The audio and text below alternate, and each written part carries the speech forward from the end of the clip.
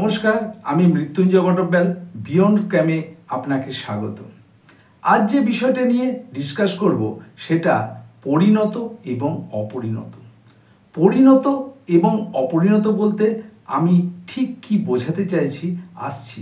তার আগে উপমাস্বরূপ, আমরা যে সমাজে বসবাস করি এই সমাজে 3 ক্যাটাগরির মানুষ অবস্থান করেন: উচ্চবিত্ত, মধ্যবিত্ত এবং নিম্নবিত্ত। আমরা সবাই এই 3টে ক্যাটাগরির মধ্যে কোনো একটা ক্যাটাগরিতে আমাদের নিজেদেরকে অবস্থান করে রেখেছি এবং সেই হিসাবেই আমাদের জীবনযাত্রা এগিয়ে চলে।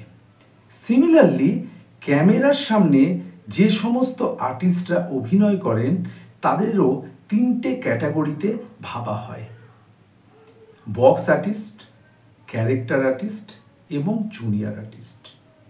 কিন্তু আমার দৃষ্টিকোণ থেকে আমি এই ক্যাটাগরিটা দুটো ক্যাটাগরিতে দেখি, একটা পরিণত আর্টিস্ট, অপরটা অপরিণত আর্টিস্ট।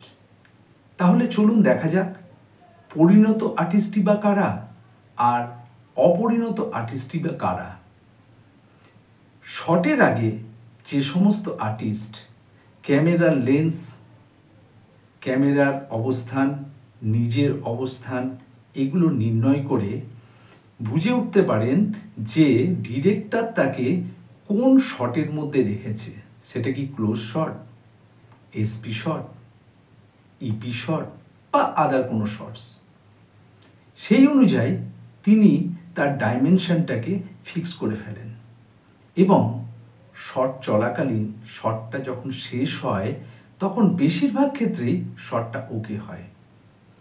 একইভাবে একজন অপরিণত আর্টিস্ট যখন শটে যান তিনি তার ডায়লগস, তার লুকস এগুলো নিয়ে এত বেশি ব্যস্ত থাকেন যে কারণে ওই ডাইমেনশনের ব্যাপারটা তার মাথায় খুব একটা কাজ করে না। অর্থাৎ তিনি ব্যাপারটা জানেন কি না জানি না, ব্যাপারটাকে ইগনোর করেন। শট চলাকালীন ডিরেক্টরকে শটটা কাটতে হয় ডাইমেনশন মেনটেন না করার জন্য। ফলস্বরূপ তার গায়ে অপরিণত আর্টিস্টের তকমা লেগে যায়। আমরা সমাজে মধ্যবিত্ত বা নিম্নবিত্ত যে সমস্ত মানুষজন আছি তারা চেষ্টা করেও নিজেদেরকে উচ্চবিত্তে কনভার্ট করে উঠতে পারি না, বা পারলেও সেটা কিন্তু একটা জেনারেশন সময় লেগে যায়। কারণ এখানে একটা অর্থনৈতিক পরিস্থিতি আমাদের সামনে এসে দাঁড়ায়। সেটাকে ওভারকাম করা অসম্ভব না হলেও বেশ কঠিন। তবে একজন অপরিণত আর্টিস্ট যদি চান তিনি খুব সহজেই পরিণত আর্টিস্ট হয়ে উঠতে পারেন। এর জন্য বিশেষ কিছু লাগে না, যেটা লাগে সেটা হচ্ছে ইচ্ছা শক্তি, কিছু technical terms, camera angle, camera lens এইগুলোকে রিড করা শিখতে হবে। যখন এগুলো আপনি করে উঠতে পারবেন তখন আপনি খুব সহজেই পরিণত আর্টিস্টে কনভার্ট হয়ে যাবেন।